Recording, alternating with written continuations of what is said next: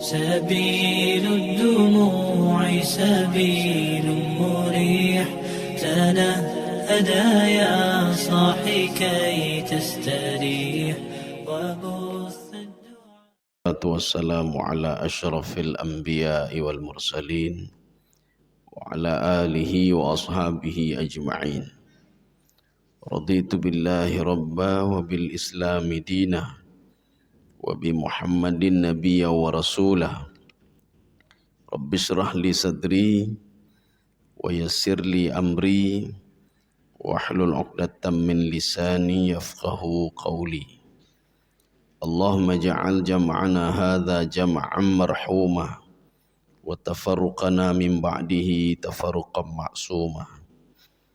Kaum muslimin dan muslimat sidang jamaah subuh yang dirahmati Allah.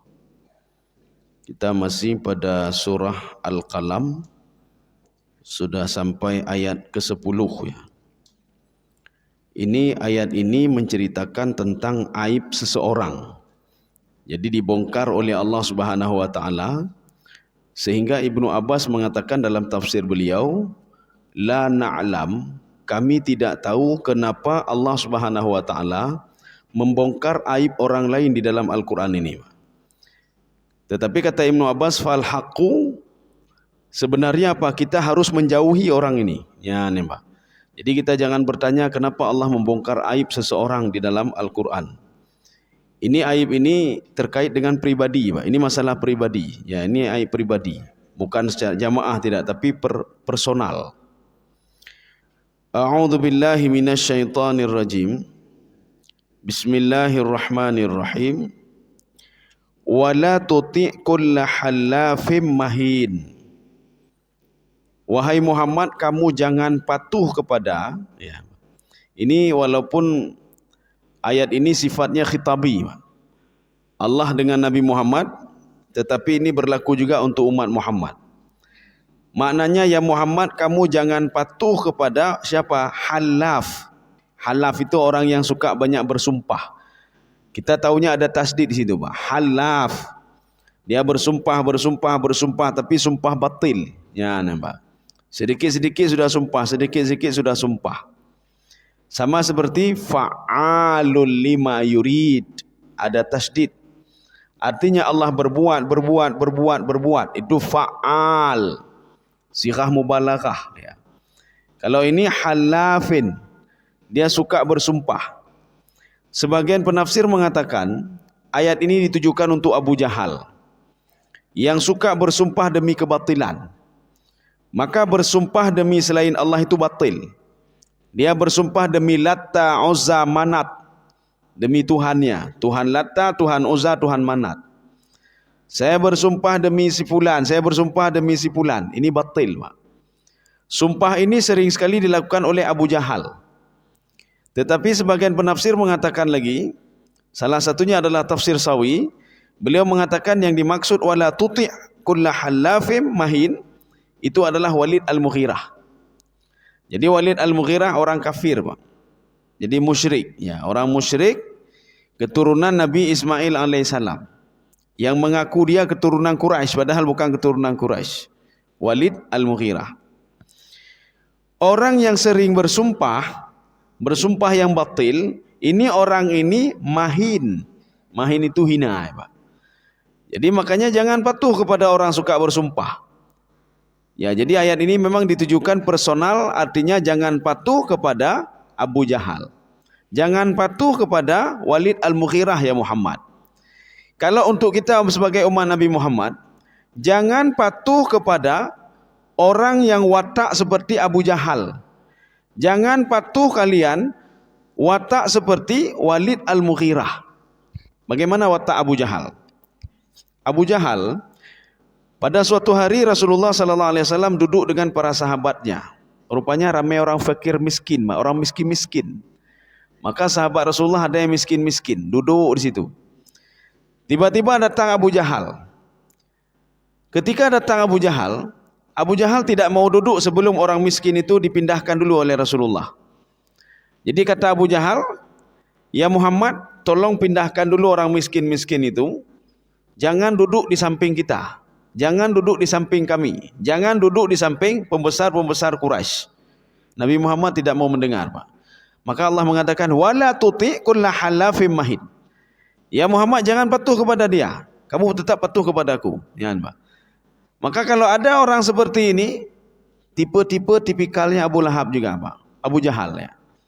Jadi kalau orang lain nak boleh duduk di situ, ini coba pindahkan orang ini, itu biar ini saja di situ. Maka orang seperti ini kata Allah, jangan pernah patuh kamu sama dia. Kenapa? Dia ini orang yang suka bersumpah, ya, Pak. Orang yang suka bersumpah-sumpah sumpah batil. Abu Jahal, Walid Al-Mughirah, ya, Pak.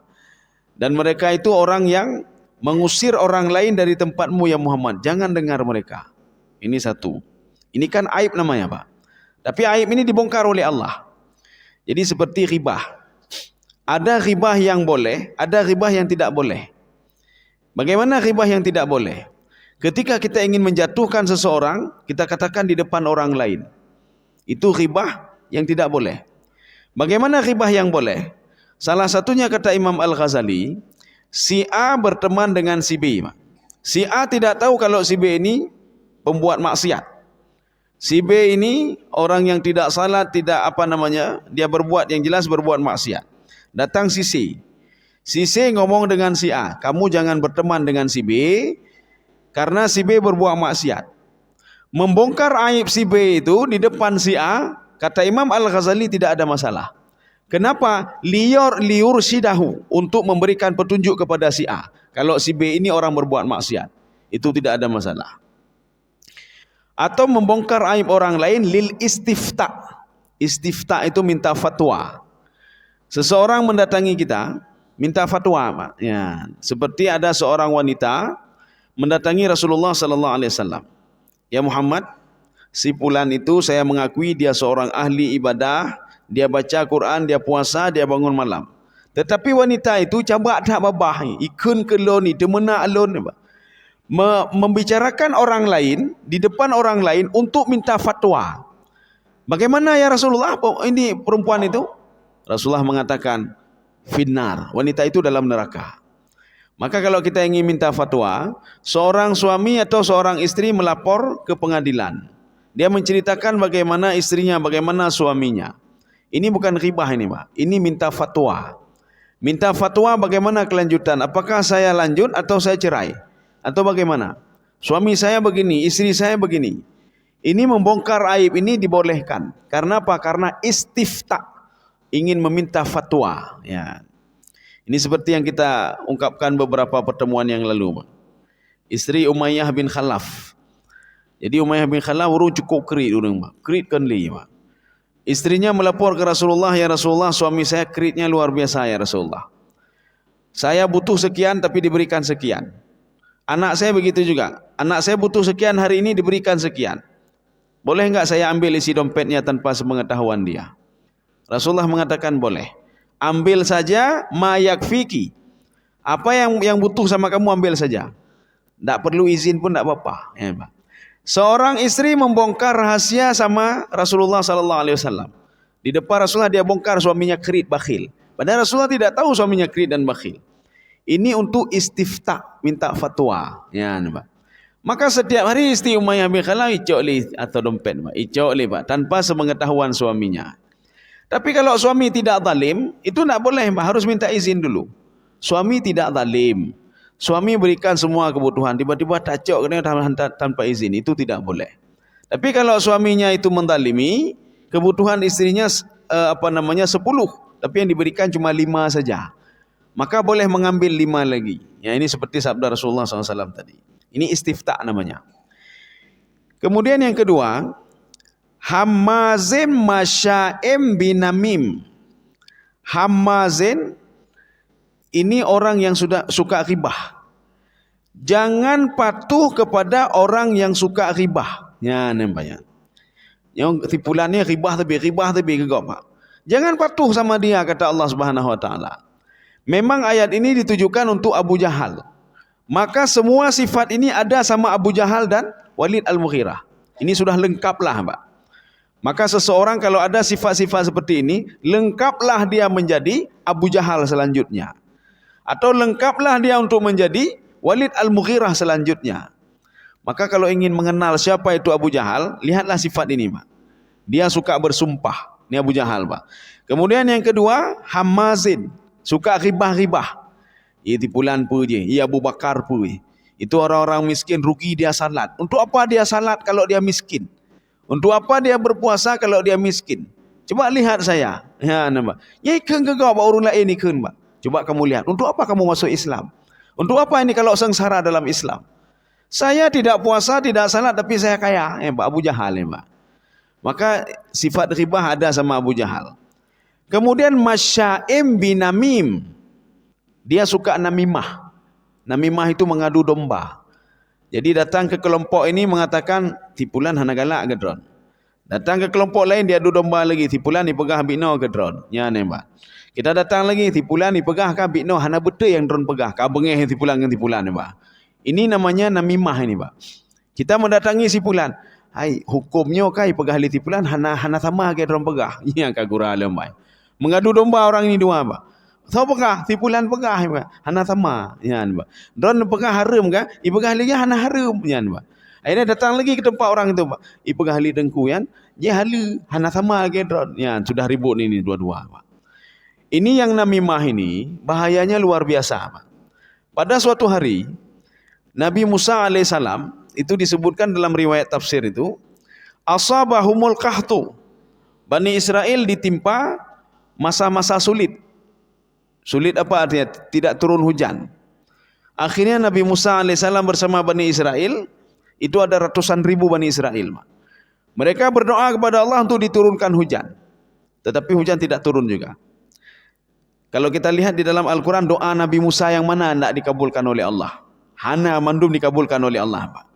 Ketika Nabi Musa berniat saja, inna ma'iya rabbi sayahdin, Allah memberikan petunjuk kepada saya, langsung Allah katakan idrib bi'asakal bahar famfalaka fakana kullu firqin kattaudil azim. Nabi Musa tidak ada minta, ya Allah tolong belah lautan, tidak. Cuma Nabi Musa mengatakan inna ma'iya rabbi sayahdin, saya punya Tuhan yang memberikan petunjuk kepada saya. Akhirnya Allah katakan, ambil tongkatmu, idrib bi'asakal bahar famfalaka fakana kullu firqin kattaudil azim. Kemudian setelah itu Nabi Musa dan kaumnya berdoa lagi pada hari kedua. Tidak dikabulkan juga doanya, berdoa tidak dikabulkan, Pak. Pada hari ketiga juga demikian. Akhirnya Nabi Musa mengatakan, ya Allah, apa salah saya? Apa dosa saya? Sehingga doa saya tidak engkau kabulkan. Allah mengatakan kamu tidak berdosa. Cuma ada satu orang umatmu, dari sekian ratus ribu orang, ada satu umatmu yang namimah. Galak tak adu domba gop. Ya, Pak. Galak tak apa kacoi. Galak tak gejak kena pekarunyo, gejak ini pekaru ini. Kata ini begini, kata ini begini, ya adu domba gop. Akhirnya Nabi Musa mengatakan, dan lini, tunjukkan saya orangnya ya Allah. Luncang-cang orangnya, luntek-tek orangnya ya Allah. Gara-gara dia satu orang, kita sampai 3 hari sudah doa tidak dikabulkan. Gara-gara dia ya Allah. Allah mengatakan tidak. Saya tidak akan memberitahukan orangnya. Begini saja. Sekarang kamu suruh semua Bani Israel untuk bertaubat kepadaku. Ketika mereka bertaubat, walaupun yang punya dosa, satu orang, maka ketika mereka bertaubat, yang satu orang itu bertaubat juga. Ya. Setelah itu baru diturunkan hujan oleh Allah Subhanahu wa taala. Kaum muslimin sedang jemaah yang dirahmati Allah. Nyo katanya ada juga begitu, Pak. Adanya begini. Kita salat minta hujan. Apakah di belang padang atau di mana saja. Kita salat minta hujan, itu makmumnya itu ada pencuri di situ, maknya. Bagaimana dikabulkan doa, Pak? Pencuri nainan, penzina nainan, pembuat dosa nainan. Waktu minta doa, pantasan doa tidak dikabulkan. Yang namimah saja tidak dikabulkan doanya, apalagi yang seperti ini, Pak. Makanya kalau ingin doa dikabulkan, itu sebelum berdoa minta hujan, apakah suruh puasa dulu, atau beribadah dulu, atau berzikir dulu, Pak. Dan pilih orang-orangnya. Baik mandum dapakan, Pak. Yang menyatakan mendum na pembuat dosa di situ. Gara-gara dia satu orang, doa-doa kita yang hanya diterima oleh Allah Subhanahu wa taala. Ini seperti Nabi Musa tadi. Maka pilih dulu. Inilah yang dilakukan oleh Umar bin Khattab radhiyallahu anhu ketika akan merebut Baitul Maqdis. Ketika akan merebut Baitul Maqdis, mereka itu ini jangan buat maksiat dulu ini. Jangan gara-gara buat maksiat kita menjadi lemah. Ya, nih, Pak. Jadi artinya mereka itu terus beribadah, terus berzikir, terus berbuat kebaikan, terus berbuat kebaikan. Ada yang berpuasa. Setelah itu mereka minta tolong kepada Allah Subhanahu wa taala untuk bisa merebut Baitul Maqdis. Akhirnya kan bisa direbut, Pak. Pada masa Umar bin Khattab radhiyallahu anhu. Nyo katanya segala tak pegang sesuatu mati oleh ada pegang, Pak. Pegang mati, pegangnya pegang. Bagaimana mau ditolong oleh Allah Subhanahu wa taala? Ya. Nabi Zakaria ketika minta anak, Allah mengatakan akan saya kabulkan doamu, tetapi lakukanlah jangan ngomong macam-macam selama 3 hari. Salah satu ayamin ila ramza, kecuali dengan ramza. Ramza itu dengan isyarat, ya Pak. Jangan ngomong apa-apa dulu. Kalau kamu ngomong macam-macam, nanti di dalam omonganmu itu ada kesilapan dan dosa, maka nanti tidak akan saya berikan nanti. Ya. Maka kita kalau kenapa doa orang berpuasa itu terkabul, maknya karena dia dari pagi sampai berbuka itu dia menjaga diri, kemudian setelah itu berdoa kepada Allah. Apakah dikabulkan doanya, ya Mbak? Jadi makanya manfaatkanlah doa, apalagi di bulan Ramadan nanti, Mbak. Atau kita berpuasa sunnah, maka manfaatkanlah doa-doa terakhir ketika mau buka puasa atau apa, kita berdoa kepada Allah Subhanahu wa taala. Ya, Mbak. Kenapa? Karena doa orang berpuasa itu istijabah. Kenapa istijabah? Dia sudah menjaga diri dari pagi, Pak. Tapi kalau dari pagi dia mentangkal, mati, pegangnya, apa harap doa akan diistijabah oleh Allah Subhanahu wa taala. Kaum muslimin sedang jemaah yang dirahmati Allah. Ini sifat yang ketiga ini dari Abu Jahal nih, Pak. Atau sebagian penafsir mengatakan sifat yang ketiga dari Walid Al-Mughirah. Menyo katanya na mandum tiputnya kan leboh kana dia kata mana cik hang baklun, Pak. Hana je beda dengan Abu Jahal nih, Pak. Jadi artinya nyona mandumna, Pak. Ya. Ini sifat ini semua ada sama Abu Jahal. Sehingga makanya Ibnu Abbas mengatakan wala na'lam lima wasafallahu aran minal uyub. Kami tidak tahu kenapa Allah Subhanahu wa taala mengungkapkan aib seseorang itu. Yang jelas kata Ibnu Abbas, kita tidak boleh bergaul dengan orang seperti itu. Ya, Pak. Artinya ada maksudnya. Allah membeberkan aib Abu Jahal itu ada maksudnya. Ya. Kita lanjut. Mana'il lil khairi mu'tadin athim. Ya, sekarang coba dibaca terjemahannya, Pak. Yang sangat enggan berbuat baik, yang melampaui batas lagi banyak dosa. Ya. Ini kita sekarang satu-satu, ini ada 3 lagi ini, Pak. Yang pertama, kalau tadi kan sudah 3, Pak. Sekarang yang keempat ya, yang keempat. Mana'il lil khairi. Ini ada beberapa penafsiran. Yang pertama, mana'ilil khairi, kalau di dalam tafsir As-Sa'di, kalau dalam tafsir Ibnu Abbas, kalau di dalam tafsir Ibnu Katsir, al-khairi itu dunia, Pak, dunia. Mana'ilil khairi, dia ini kerit terhadap harta dunia. Cukup kerit urang, Pak. Abu Jahal siput kerit sama dia, Pak. Bakhil ada sama dia. Ya, Pak. Ini namanya mana'ilil khairi, satu. Yang kedua, pemahamannya dalam tafsir Sawi, li lahu wa li ghairihi. Dia kredit untuk dirinya dan kredit untuk orang lain. Ya, nih Mbak, nyokal parah loh, Mbak. Jadi Abu Jahal rupanya salah satu watak dia kredit untuk diri sendiri dan kredit untuk orang lain. Sudah 2. Pemahaman yang ketiga, mana'il lil khairi, dia melarang orang lain, melarang anak-anaknya, melarang sanak familinya, keluarganya untuk berbuat kebaikan. Ya, jadi bejuk kesimpulan. Jangan kasih untuk simpulan, jangan kasih untuk simpulan. Jangan kamu pergi ini, jangan kamu pergi salah, jangan kamu berbuat kebaikan. Ini namanya mana'in lil khairi. Maka sifat Abu Jahal, dia melarang keluarga-keluarganya untuk dekat dengan Nabi Muhammad sallallahu alaihi wasallam. Dia Abu Jahal ini, dia melarang dirinya dan melarang orang lain untuk berbuat kebaikan. Bahkan kredit untuk diri sendiri lagi, maknya. Kemudian dia itu mana'in lil khairi, bakhil. Jadi yang pertama bakhil, yang kedua bakhil untuk sendiri dan orang lain. Bahkan yang ketiga, dia itu menganjurkan orang lain untuk tidak berbuat kebaikan, terutama dekat dengan Nabi Muhammad sallallahu alaihi wasallam. Ini mana'il lil khairi, sudah 4. Apa boh tipu ni, Pak, Abu Jahal. Sifat yang kelima, mu'tadin. Mu'tad ini sudah kelewat batasnya, Pak. Makanya orang yang munafik itu dikatakan sudah kelewat batas. Orang kafir itu dikatakan mu'tad, sudah kelewat batas. Kenapa kelewat batas? Begitu nikmat diberikan oleh Allah, begitu dia disayang oleh Allah, begitu dia diberikan segala sesuatu oleh Allah, tapi dia lupa kepada Allah. Ini mu'tad namanya, Pak. Begitu Allah memberikan Abu Jahal harta, Pak. Harta cukup jaya Abu Jahal, Pak. Atau Walid Al-Mughirah. Begitu dia disayang oleh Allah, diberikan rahmat oleh Allah Subhanahu wa taala, tapi dia sudah kelewat batas.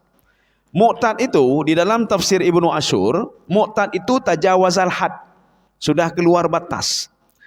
Makanya di dalam Al-Quran itu disebutkan air hujan pada masa Nabi Nuh alaihissalam sudah kelewat batas. Arti kelewat batas, sebenarnya hujan itu turunnya sekian, tetapi ini tidak ada batasannya, Pak. Turun terus. Itu mu'tad namanya. Seorang berbuat maksiat, tetapi maksiatnya sudah kelewat batasnya, Mbak. Kelewat batas. Yang dilakukan Abu Jahal kan sudah kelewat batas, Pak. Apakah dia menghina Rasulullah, menghina orang beriman, atau dia tidak berbuat kebaikan, dia berbuat kejahatan, itu sudah kelewat batas. Kalau ada orang berbuat maksiat, paling enggak dia tidak tahu kalau itu berdosa, Pak. Kenapa? Karena tidak punya ilmu. Tapi Abu Jahal dia tahu, dia punya ilmu, dia tahu Al-Quran itu benar. Ini dibuktikan dengan setiap malam itu Abu Jahal dan Abu Lahab yang sama, Pak. Walaupun sama-sama Abu kan adik abang, Pak. Baik talah ni. Dek fikir rumah abang, adik abang, Abu Jahal dengan Abu Lahab. Kan adik abang, Pak. Abu Lahab itu paman Nabi. Abu Jahal dari suku Quraisy.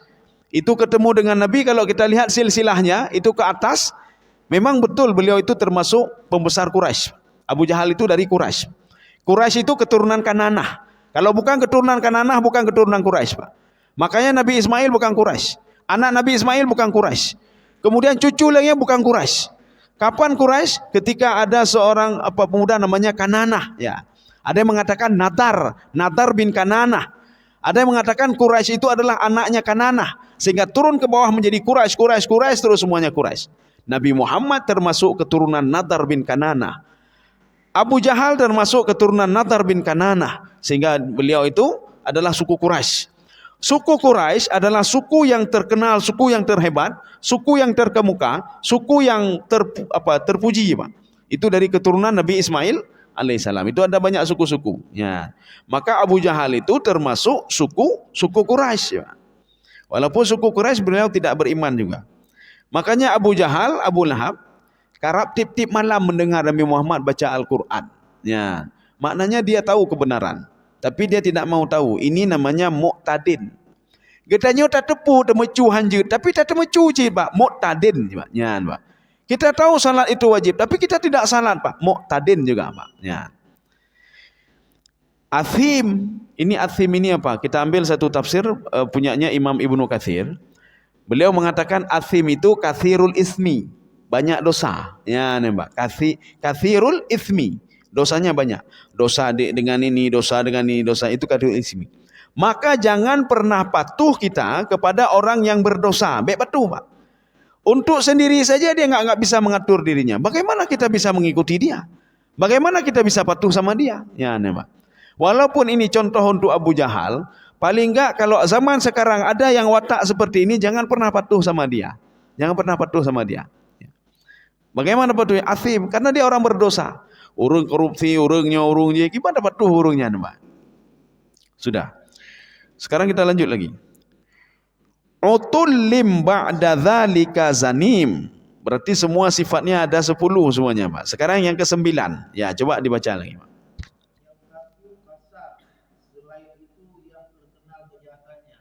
Ya, ini berarti jauh dari terjemahan ya, Pak.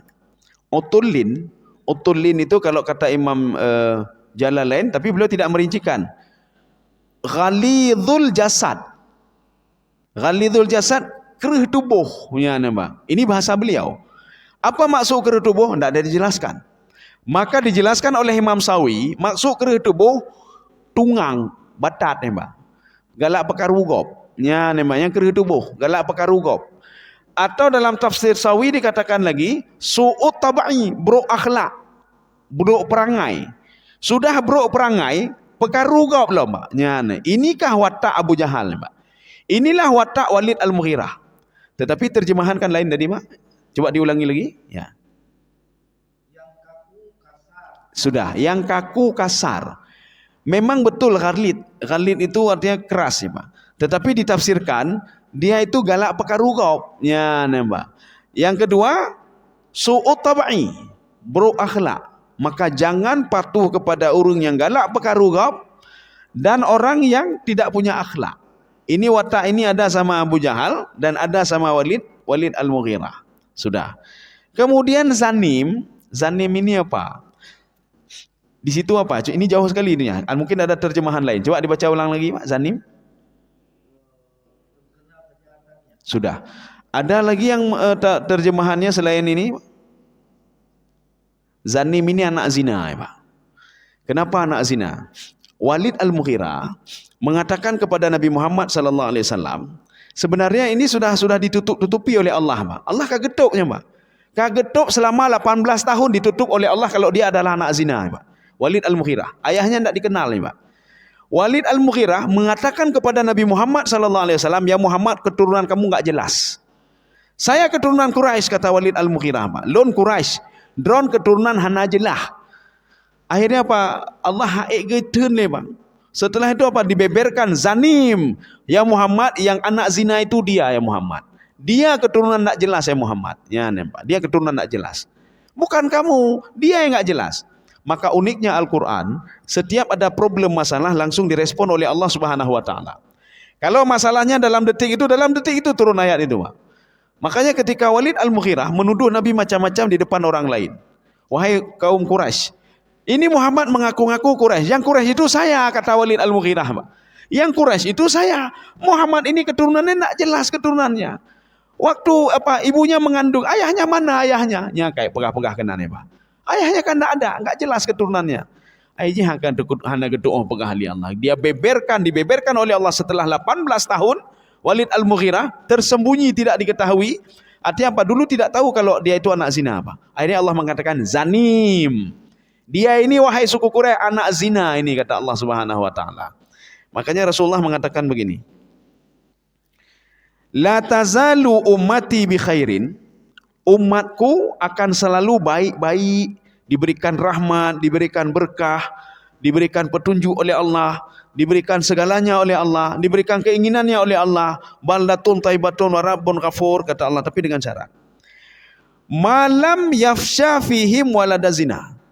Selama anak zina tidak lahir di situ. Kalau lahir anak zina di situ, maka jangan harap kampung itu akan menjadi kampung yang baik-baik, kata Rasulullah. Maka umatku tidak akan baik, kata Rasulullah. Tidak akan pernah turun rahmat. Tidak akan. Kenapa? Apa hubungannya dengan kita, Pak? Artinya kita membiarkan orang berhubungan bebas, Pak. Biasa saja, Pak. Biasa saja. Nah, orang pebuk ni biasa mentang. Orang pebuk je biasa mentang. Kan hanai mudina, hana bupu.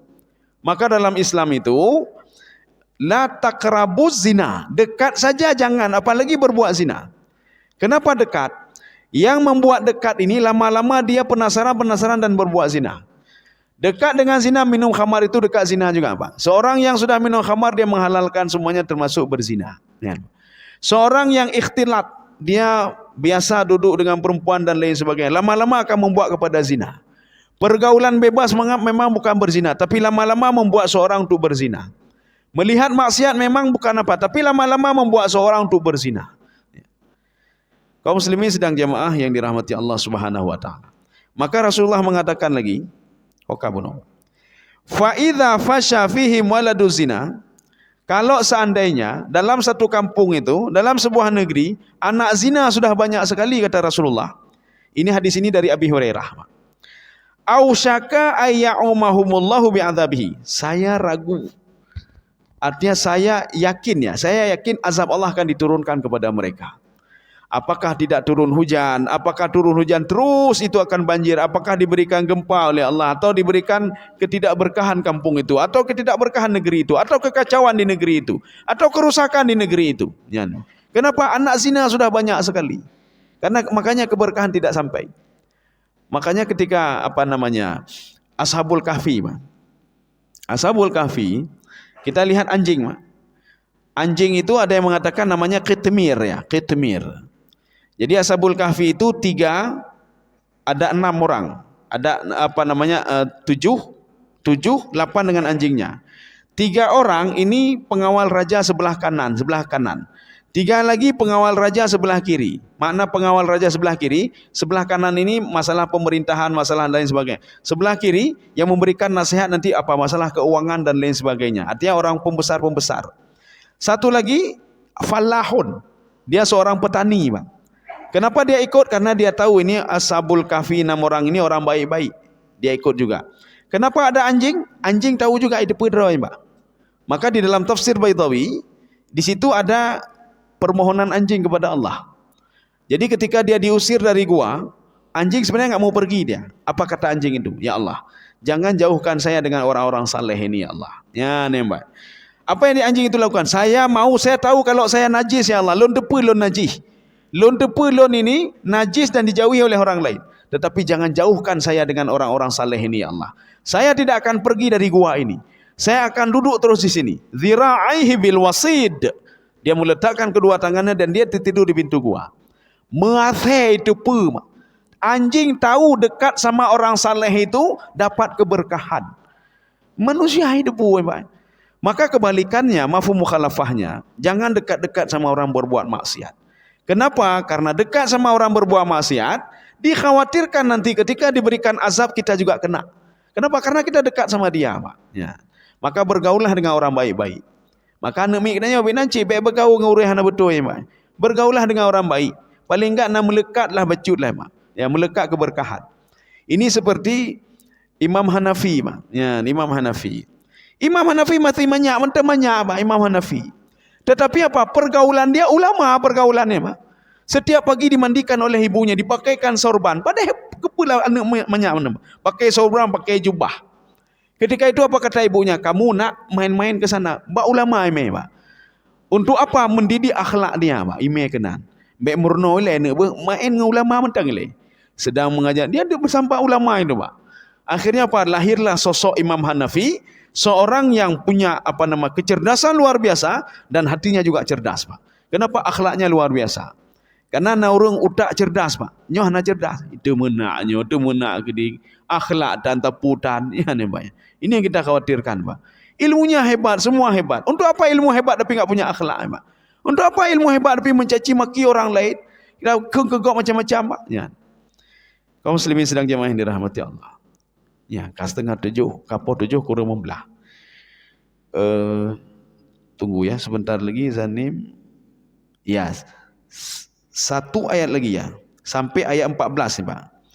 Angkana zamali wa banin. Ya, tolong diterjemahkan, Pak. Karena dia mempunyai dalam perut banyak harta dan anak. Ya, ini saya minta terjemahan lain. Ada lagi yang lain, Pak? Selain itu, kalau sama enggak apa-apa. Enggak ada ya.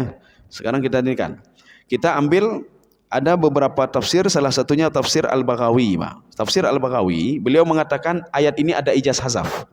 Apa ijaz hazaf?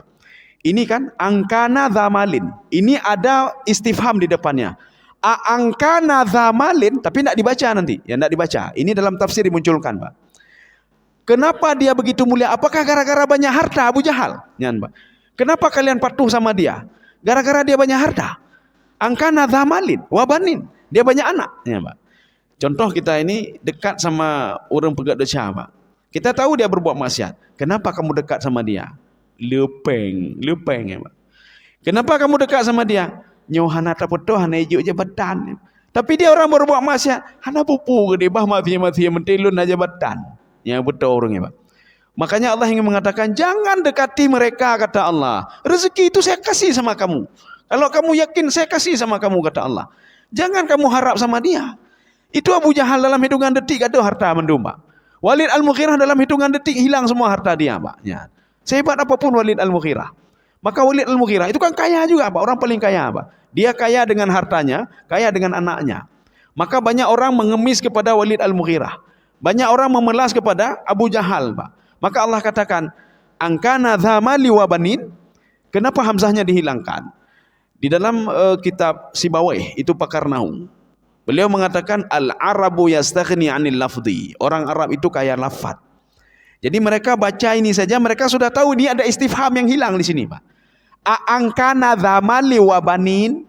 Kenapa kamu patuh wahai Muhammad dan ini sahabat-sahabatmu? Karena dia banyak anak. Karena dia banyak harta. Harta dia dalam hitungan detik saya hilangkan, Pak. Kita sudah pernah membahas mungkin tentang Walid Al-Mughirah, Pak. Hartanya itu ma baina Syam wa Makkah. Itu di antara Syam dan Mekah. Jadi Syam Yaman wal Mekah. Dari Yaman ke Mekah itu sampai berapa 900 km, Pak. 300 km. Itu tanahnya Walid Al-Mughirah. Tanah baru padum hektar undang banyak. Dah tanah orangnya gede. Walid Al-Mughirah dah tanah orang ngemotor nejai. Haik nejak ngan tapak, ya mbak. Payah nejak ngan pesawat. Dari sini kita berangkat ke Medan balik lagi mah. Kan ngan pesawat nanti cara kira aja tanah lun. Ini Walid Al-Mughirah. Tetapi Walid Al-Mughirah kata Allah, jangan kamu patuh kepada dia karena dia itu ada sifat-sifat ini, Mak. Sifat-sifat ada 10 sifat tadi, Mak. Ya. Dia anak zina dia kata Allah. Ya.